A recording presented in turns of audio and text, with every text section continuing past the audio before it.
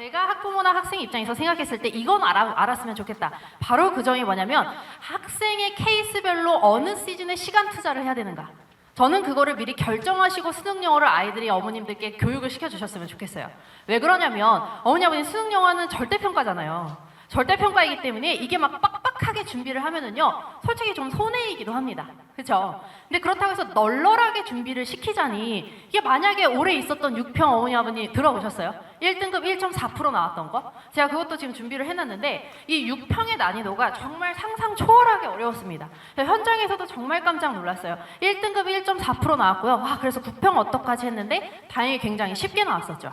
자, 그래서 이 시기에 생각했던 게 뭐냐면 그러면은 일부러 수능 어렵게 내려고 그랬던 거 아니야? 그때 현장에서 그런 목소리가 굉장히 많이 나왔었습니다. 왜 그런 말을 했었냐면 이때 평가원장이 올해 수능 영어에 대해서 언급을 하셨을 때 뭐라 그랬냐면 N수생을 위해서 우리가 출제를 하겠다 라고 하셨었어요. 그렇기 때문에 애초에 수능을 어렵게 내려고 6평 어렵게 빵 때리고 그 다음에 9평 굉장히 쉽게 가져가고 그 다음에 수능 어렵게 내려고 한 거 아니야? 이렇게 우리가 예상을 했었는데 실제는 뭐 그것보다는 평행하게 나왔죠. 자, 그래서 이 절대평가라는 게 참 준비하기가 애매모호한 게요. 난이도에 따라서 이게 실력이 왔다 갔다 할 수 있는 요인이 생길 수밖에 없어요. 그렇기 때문에 만약에 내가 너무 널널하게 준비하면 이렇게 6평처럼 어렵게 나왔을 때 그때도 또 흔들릴 수가 있고 그렇다고 빡빡하게 준비하자니 이게 굉장히 손해같고 그래서 제가 이번에 설명회를 오신 어머니 아버님들께 정말 드리고 싶은 말씀은 우리 아이의 케이스에 맞게 한번 생각을 해보시고 제가 이런 학생은 이 시즌에는 반드시 시간 투자를 해주셔야 돼요. 이런 말씀을 한번 드리겠습니다. 자, 그래서 올해 수능 영어 어떻게 진행이 됐었냐면요. 이제 2024학년도 수능이 끝났을 때 다들 어떤 말을 했었냐면 수능 굉장히 어려웠다 이런 말을 했습니다. 그리고 올해 6평을 봤을 때 2024학년도 수능은 어려운 것도 아니야. 장난 아니었어요. 그 다음에 6평을 마치고 다들 올해 수능 진짜 2025학년도는 어렵게 나오겠지? 근데 이제 1등급 비율이 6.5% 나왔죠. 이제 절대평가에서 1등급 비율이 6.5%라는 거는 굉장히 그냥 적정하게 나온 겁니다. 근데 이제 현장에서의 목소리는 어땠냐면 올해 수능 같은 경우에는 N수생이 굉장히 많이 참여했던 그런 시즌이었어요. 그래서 N수생은 괜찮다고 하는데 이제 현역 학생들은 되게 어렵다고 합니다. 네, 그래서 그런 특징이 있는 시험이었고 자, 그러면 시험이 수능 영어는 어떻게 하면 어렵게 나오는가 그 원인을 살펴보면은요. 첫 번째는 지문을 굉장히 어렵게 내는 거예요. 지문 자체를 막 철학적이고 같은 말을 해도 꼬아서 하고 이게 무슨 말이야 이런 것들이죠. 네, 저희도 서점에 가면은 어떤 어려운 책 펼쳐보면 한글말인데도 사실 무슨 말인지 모르겠잖아요. 그렇게 영어로 내는 거예요, 아이들한테.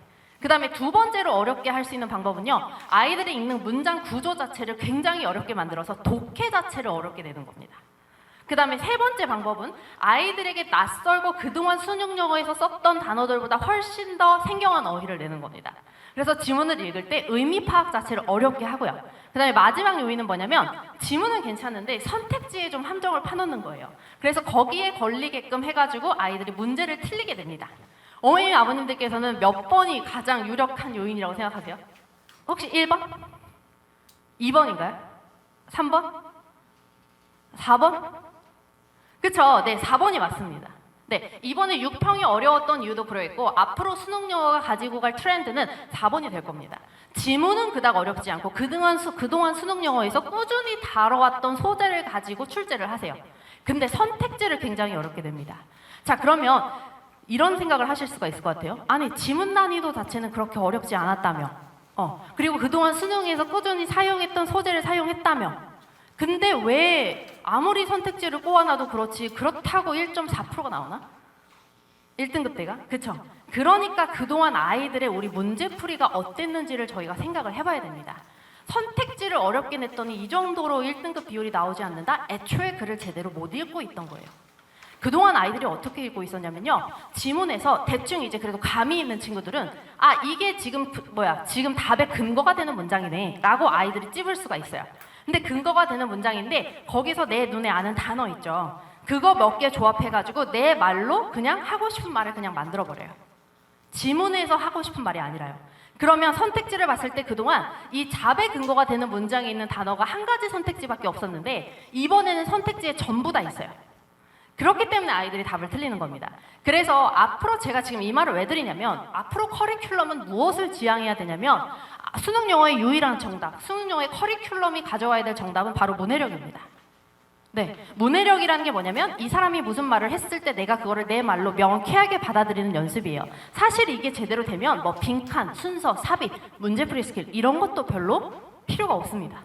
자, 그런데 제가 아까 시작할 때 이런 말씀을 드렸습니다. 아이들의 케이스별로 제가 시즌별로 꼭 챙겨가셨으면 좋겠다. 반드시 시간 투자는 여기에 해야겠구나 라는 것은 명쾌하게 가져가셨으면 좋겠다라고 말씀을 드렸어요. 자, 첫 번째입니다. 이 첫 번째 이제 우리가 3월에 개학 전에 구문독해 시즌이 들어갑니다. 구문독해라는 게 뭐냐면 문장 구조가 아무래도 아이들이 고3 가서 마주할 문장은요 3줄, 4줄 이상으로 길어질 거예요.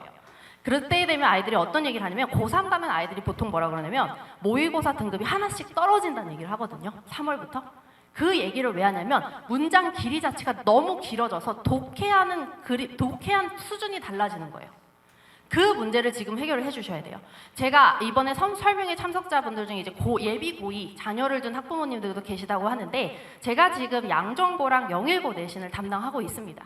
그래서 제가 이제 2학년으로 올려보낸 우리 아이들이 있고요. 그래서 이제 지금 아이들 이제 내신이 끝났잖아요. 1학년 내신. 이제 어떤 얘기가 나오냐면 지금 전과목에 1학년 동안 내가 쌓아온 걸 봤을 때 나 정시해야 되나? 선생님 저 정시해야 돼요? 이런 말을 하거든요. 근데 제가 수능 영어에서만큼은 뭐라 그러냐면 너가 지금까지 내신이 안 나왔던 이유는 문장 길이가 길어졌고 그리고 고등학교 가면 시험 범위가 영어가 너무 많아졌는데 더 이상 암기로 할 수 없는 걸 암기로 밀어붙였기 때문에. 그러니까 이게 왜를 모르는 거죠. 그 왜가 뭐냐면 바로 아무리 문장 길이가 길더라도 내 눈에 한눈에 구조가 확 들어와야 돼요. 의식적으로 생각하지 않아도. 그리고 그게 바로 이 구문독해, 독해로 연결이 돼야 됩니다. 이게 해결이 되지 않았기 때문에 아이들이 내신이 안 나왔던 건데 이거는 내신이든 정신이든 정시든 반드시 해결을 해야만 합니다. 이거를 잡고 나서 여기서 문법과 영작으로 더 딥하게 가면 그건 내신이고요. 이거를 잡고 나서 문해력으로 더 딥하게 가면 그게 수능이 됩니다. 그러니까 어떤 아이더라도 지금 정시를 할까 내신을 계속해야 될까? 결국에는 만약에 이걸 잡지 않으면 나중에 시즌 가서 발목이 잡혀요. 그래서 지금 시즌이 정말로 내년 시작하기 전에 지금까지 내가 해결하지 않았던 그것을 메꿀 수 있는 정말 중요한 시기입니다. 자, 그래서 제가 한번 살짝 힌트를 드렸는데 지금 그럼 이 시즌이 중요한 아이들은 어떤 아이들이냐면요. 내신이나 모의고사를 봤을 때 3등급을 받아본 적이 있는 학생들. 3등급 이하를 받아본 적이 있는 학생들은 이 시즌이 가장 중요합니다.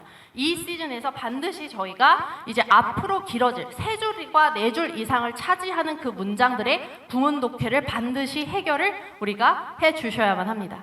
그래서 구문독해 같은 경우에는 문장 구조를 보는 것이기 때문에 당연히 문법과 연결이 되고요.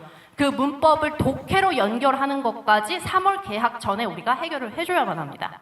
그런데 이 구문독해 수업을 할 때 아이들별로 이제 문법 격차가 있어요. 어떤 아이들은 구문독해 수업을 하면 정말 한 달 만에 빠르게 다 하고 지나가고요. 어떤 학생들은 처음에 용어도 조금 어려워하는 학생들이 있어요. 그 학생들을 위해서 이 수업 격차는요, 저희가 클리닉을 통해서 보완을 하게 됩니다. 제가 매주 클리닉을 이따 클리닉 시스템을 설명을 해드리겠지만 그 클리닉으로 불러서 이 구문독해 수업을 제대로 습득하기 위해서 실력 격차를 해결을 하고 있습니다. 자, 그 다음 시즌입니다. 그 다음 시즌은 이제 3월 개학 후에서 평가원 전까지의 시즌을 의미합니다. 자, 이때 시즌이 정말 중요한 학생들, 제가 진짜 강조를 드리고 싶은 시즌인데 이 시즌이 어떤 학생들이 중요하냐면 바로 1등급 애매하게 나오는 친구들 있죠. 1등급 고3거 풀어왔을 때 애매하게 1등급 초반에 걸쳐져 있는 학생들, 1, 2등급 왔다 갔다 하는 학생들, 그 학생들이 제가 고3을 지도를 하다 보면 보통 정시를 할 때 언제 들어오냐면 6월 평가원 지나서 9월 평가원 지나서 들어와요. 왜 그렇게 들어오냐면 이 정도 이제 이 학생들은 구문독해는 됐는데 1, 2등급이 아쉽게 나오는 이유가 좀 전에 문제만 조금 어렵게 되면 틀려버린 애들이에요. 네. 왜 틀려버리냐? 그 이유는 말씀을 드렸었죠. 그러니까 문제를 봤을 때 그냥 자기 감으로 풀지, 그동안 영어 해왔던 감으로 풀지 정확하게 이게 내 말로 뭔지 소화하는 능력이 부족한 거거든요.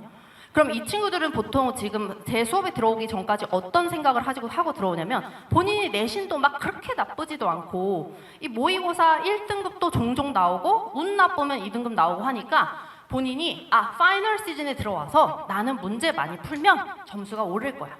그때 영어감이 확 올라서 나는 그때 점수가 이때 와도 충분해 라고 생각을 하거든요. 근데 분명히 1, 2등급이 안정적인 1등급이 나오지 않는다는 건 뭐냐면 내 실력에 구멍이 있어요. 내 실력에 구멍이 있고 해결해야 될 점이 분명히 미해결점이 있는 거거든요. 그것을 해결하지 않고 파이널 시즌에 와서 양치기로 문제만 많이 풀면 될 것이다. 잘못된 방법을 해결하지 않고 양치기를 하면 그 문제가 해결되는 게 아니라 그 습관이 더 고착화가 됩니다. 네, 그렇기 때문에 제가 정말로 1, 2등급에 왔다 갔다 하는 학생들은요, 차라리 6월 평가원전 3월부터 문해력을 기르는 이 시즌에 보내주세요.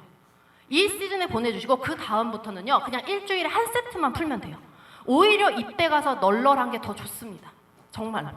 그래서 이 3월부터 6월 평가원이 중요한 아이들은 1, 2등급이 이제 왔다 갔다 하는 애들, 당연히 2등급 이하는 당연히 중요하고요, 이 시즌이. 자, 그래서 이 시즌에 정말 제가 중요하게 생각하는 건 양치기가 아니라 문장의 질에 집중하는 겁니다. 자, 문해력이라는 게 뭐냐면 이 문장을 보고 내 말로 소화하기 위해서 생각하는 시간을 갖는 거예요. 이 생각하는 시간을 갖지 않으면 속도가 아무리 붙어도 의미가 없습니다. 정확성이 떨어지거든요. 자, 그러면 제가 이 시즌에서 중요하게 생각할 때 저는 문제를 많이 풀지 않아요.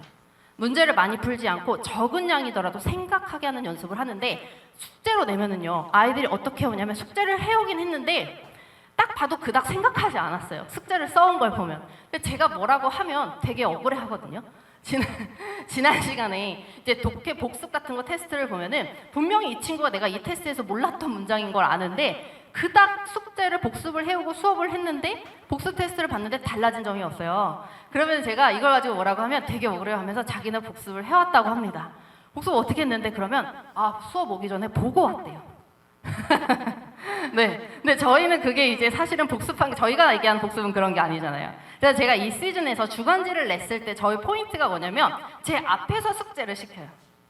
네, 제 앞에서 숙제를 시키고 아무리 어려워해도 한 문장을 가지고 어려워해도 절대 답을 주지 않아요. 선생님이 30분 기다릴게. 이 한 문장 가지고 이러면 그때부터 겁이 나서 엄청 열심히 생각합니다. 네, 그래서 이 시즌에는 정말로 적은 양으로도 생각하는 훈련을 드리게끔 하는 게 매우 중요한 시즌이고, 만약에 내가 지금까지 1, 2등급을 왔다 갔다 했다라는 학생들이라면 이 시즌에서 정말 실력 상승이 많이 될 겁니다. 네, 자, 그 다음에 다음 시즌 같은 경우는 우리 6월 평가원 이후입니다. 저희가 이전 시즌을 지나오면서 문장을 해석하는 토대를 탄탄하게 갖췄을 거고요. 그리고 그 다음 시즌으로 넘어오면서 내가 해석한 걸 내 말로 받아들이는 연습까지, 문해력까지 갖췄을 겁니다. 이렇게 정확성이 담보됐을 때 그 다음에 우리가 스킬을 연마하게 됩니다. 바로 어려운 유형이라고 하는 빈칸, 순서, 삽입 유형입니다. 이렇게 스킬이 사실은 이 스킬을 연마하는 이 시즌이 효과를 보려면 이전의 실력이 탄탄하게 기반이 되어 있어야 돼요. 자, 이런 친구들이 있습니다. 그러니까 N수생 중에서 제가 사실은 많이 만나는데, N수생 중에서 이제 재수, 삼수 하는 학생들, 그러니까 뭔가 신박한 문제풀이 방법? 그런 거를 찾아다니는 학생들이 있습니다. 그러니까 이 빈칸의 유형의 문제풀이를 속 시원하게 해결해 줄 수 있는. 근데 사실은 그런 방법은요, 내가 그 전에 문해력을 갖추지 않고 독해력이 갖추지 않는다면 아무리 좋은 방법을 줘도 소용이 없어요. 자, 그래서 제가 이 시즌에 진입하기 전에 강조하고 싶은 건 사실은 제가 가장 자부심을 가지고 있는 문제풀이 시즌이기도 하지만 그 전에 정확성이 담보가 돼야 의미가 있다. 자, 그래서 이 시즌 동안 제가 밀어붙이고 있는 건 바로 빈칸, 순서, 삽입, 이 고난도 문제풀이 유형이 결국에는 하나로 귀결이 된다는 겁니다. 빈칸 추론용 영어 실력 따로 있지 않고요. 순서 배열용 영어 따로 있지 않고 문장 삽입용 영어 따로 있지 않습니다. 결국에는 평가원에서 요구하는 건 하나로 연결되는 것이고, 그런데 다만 순서용에서 그 문장 순서 배열할 때, 문장 삽입할 때 활용해야 되는 평가원에서 주는 단서가 있어요. 그런 거는 놓치지 않고 활용을 해야 되겠죠. 네. 자, 그래서 이 시즌에서 하나 더 중요한 게 뭐냐면, 문제풀이 스킬을 배울 때 아무리 화려하고 좋은 문제풀이 스킬이라도 이 아이가 시험장에 들어가서 본능적으로 활용할 수 없는 문제풀이 스킬이라면 아무리 좋아도 소용이 없다는 겁니다. 자, 그래서 제가 이 시즌에는요, 아이들이 시험장에 들어가서 활용할 수 없는 문제풀이 스킬이면 가르치지 않습니다. 어떤 시험 문제 유형이라도 일관된 코드로 적용할 수 있는 문제풀이만 가르치고, 그리고 수업 외적인 시간에는 주간지로 그것을 본인이 스스로 연습할 수 있게끔 유도하고 있습니다. 네. 자, 그 다음에 마지막 시즌입니다. 9월 평가원부터 이제 파이널 시즌까지 이때부터 양치기가 들어갑니다. 이때부터는 양치기를 하는 것이 맞습니다. 근데 양치기 할 때요, 문제풀이 모의고사 막 풀 때 굉장히 중요한 점이 있습니다. 저희가 1회차부터 20회차까지 예를 들어서 모의고사를 푼다고 할 때 첫 번째로 중요한 것은 뭐냐면 바로 어려운 문제를 푸는 거예요. 무조건 문제는 어려워야 됩니다. 왜? 실제 시험장 가서 그동안 내가 풀었던 문제보다 어렵네? 하고 당황하는 일이 없어야 돼요. 아이들이 실제 시험장에서 가서는요, 어떤 현상이 벌어져야 되냐면 자기가 그동안 갈고 닦은 걸 당연히 떨리겠지만 이거를 그냥 날라다녀야 됩니다. 본인이 본능적으로 계속 팍팍팍 풀어낼 수 있어야지 그거를 풀어내는 순간에 어떤 당황하는 요소? 난이도 때문에 어렵다? 이런 게 전혀 없어야 됩니다. 그래서 이 파이널 시즌에서 모의고사 문제를 보실 때 가장 중요한 것은 첫 번째 문제는 어렵고 또 어려워야 된다. 두 번째, 이번 6평에서 봤을 때 선택지가 어려웠던 그런 트렌드를 반드시 담고 있는 문제를 저희는 함께 고난도 모의고사 문제를 풀리고 있습니다. 그리고 세 번째, 제가 가장 강조드리고 싶은 겁니다. 세 번째 파이널 문제풀이에서 중요한 게 뭐냐면 어머님들이 나중에 다른 수능 설명 가서라도 이걸 보셨으면 좋겠어요. 아이 1회차 모의고사 풀리고요. 개별 상담을 진행하는가? 2회차 모의고사 풀리고 개별 상담 진행하는가? 이게 왜 중요하냐면 수능 날까지 저희가 파이널 시즌에 20회차까지 푼다고 했을 때 1회차 다음에 2회차 넘어갈 때요. 나아진 점이 요만큼이라도 있어야 돼요. 2회차 다음에 3회차 모의고사 풀 때 나아진 점이 요만큼이라도 있어야 됩니다. 근데 아이들은요, 문제를 풀고요, 본인이 리뷰를 할 때 내가 구체적으로 어느 점을 다음 문제를 풀 때 유의하고 풀어야 되지? 그거를 혼자 생각하기가 사실 어려워요. 그래서 제가 이 모의고사 파이널 시즌을 진행할 때 모든 아이들을 제가 불러서 한 회차 모의고사 수업 끝나고 다 상담을 진행합니다. 그래서 너 다음 문제 우리가 정규 수업 때 풀 때 이 점은 반드시 보완을 하자. 그래서 그 점을 보완하기 위해서 클리닉에 와서 그 점 유념하면서 나랑 이 문제 풀어보자. 그리고 선생님 클리닉 없을 때 혼자 있을 때는 평일에 이거 문제 풀어서 보내. 이렇게 진행을 하고 있습니다. 자, 그래서 이때 이런 실수를 통해서 이제 듣기 실수까지 방지를 하게 되는데 이번에요, 수능 영어에서 오답률 문항이요, 1위부터 7위까지 봤을 때 듣기가 포함되어 있어요. 전국에서 수험생이 가장 많이 틀렸던 문제 중에 7위가 62%의 수험생이 다 틀렸던 문제가 이 듣기 문항입니다. 그러니까 듣기도요, 어렵게 내거나 아니면 헷갈리게 됐을 때 얼마든지 틀릴 수가 있습니다. 다 맞추는 게 결코 당연한 문항이 아니게 됐습니다. 자, 제가 파이널 시즌에서 너무 늦게 만난 친구가 있어요. 미술하는 친구인데 이 미술하는 친구가 듣기를 6개씩 틀리는 아이였어요. 6개씩 틀리면 진짜 많이 틀리는 거거든요. 근데 마지막에 저랑 문제풀이를 진행을 할 때에는 하나도 안 틀렸습니다. 그러니까 이게 1대1 피드백을 통한 효과입니다. 정말로. 제가 평일에도 제가 직접 관리를 하면서 너 이거 리뷰했어? 선생님한테 사진 찍어서 보내. 하면서 하다 보니까 결국에는 좋아지더라고요. 그래서 파이널 문제풀이 할 때는 첫 번째, 문제는 무조건 어려워야 된다. 두 번째, 그리고 그 문제는 이렇게 평가원의 트렌드, 선택지를 어렵게 하는 트렌드는 반드시 담고 있어야 된다. 세 번째 제일 중요한 거, 문제풀이 끝날 때마다 선생님이랑 1대1 개별 상담 들어가야 되고, 그리고 그것을 통해서 아이가 나아지고 있는지 추적이 들어가야 됩니다. 네. 자, 그러면 이런 수업의 클리닉 시스템은요, 수요일날 저희가 클리닉을 진행을 하게 되는데 저희가 일요일 수업입니다. 일요일 수업인데 이 일요일 수업에서 제가 중요하게 생각하는 게 뭐냐면 다음 일요일 수업이 되기 전까지 아이한테 조금 납득이 안 되거나 미해결된 부분이 있죠. 그게 이번 주 수업에서 다음 주 수업으로 절대 넘어가면 안 됩니다. 그 작업을 저희가 수요일 클리닉에서 진행을 하고 있습니다. 그래서 이렇게 고3 수능 실전반 같은 경우에는 일요일 2시부터 5시까지 진행을 하게 되고 클리닉 같은 경우에는 수요일 8시부터 10시까지 진행을 하게 되는데 사실 더 일찍 와도 상관없습니다. 제가 보통 한 3시, 2시까지 와 있기 때문에 더 일찍 보내주셔도 괜찮습니다. 자, 그 다음에 만약에 내가 나는 이제 고3반에 이제 들어가서 아직은 기본기가 부족하기 때문에 정시를 원하지만 나는 이제 예비 고2이기 때문에 아직 고3들이랑 수업하는 게 어렵고 나는 기본기가 더 부족한 것 같아. 그러면 수능 기본반으로 보내주세요. 그래서 수능 기본반 같은 경우에는 일요일 6시부터 9시까지 진행되고 일단은 내년의 수능이나 고3의 수능을 준비하기 위해서 지금까지 아이한테 부족했던 부분을 좀 더 체계적으로 메꿔주는 기본기부터 착실하게 진행하는 수업이라고 생각을 하시면 됩니다. 자, 그리고 3학년 돼서는요, 아이들이 생각보다 뭘 간과하냐면 아이들이 기출문제를 생각보다 보지 않아요. 왜냐면 학원에서도 아이들은 고3이 됐을 때에는 어느 정도 기출은 봤다고 생각하고 기출만 따로 집중적으로 풀리지는 않거든요. 그래서 만약에 고3이 되기 전에 내년 수능을 준비하기 전에 내가 만약에 기출문제, 평가원 문제는 6개년치는 빠르게 정리를 하고 싶다. 근데 내가 혼자 두면은 문제풀이가 좀 늦어지거나 아니면 문제를 푼다고 해도 평가원이 시사하는 문제의 발을 내가 캐치를 잘 못할 것 같아. 그러면 이 평가원 기출 특강에 보내주시면 됩니다. 그래서 평가원 기출문제풀이 특강 같은 경우에는 화요일, 목요일 오후 12시부터 2시까지 진행이 되고 이 특강을 통해서 평가원이 그동안 냈던 6평, 9평 모의고사 6개년치를 다 함께 보고 시작을 하게 될 겁니다. 자, 그래서 제가 오늘 설명을 마무리하면서 수능 영어는 다시 한번 문해력이 중요하다. 그리고 오늘 참여해주신 어머님들께서는요. 시즌별로 우리 아이 케이스에 맞춰서 우리 애는 이 시즌에는 반드시 공부를 시켜야겠다. 오히려 파이널이 아니라 지금 3월부터 6월까지가 우리 아이한테 중요하겠구나. 이런 점들을 반드시 이제 가이드라인에 도움이 되셨으면 좋겠습니다. 네, 지금까지 트리니티 수능 영어 강대 영어 황인이었습니다. 감사합니다.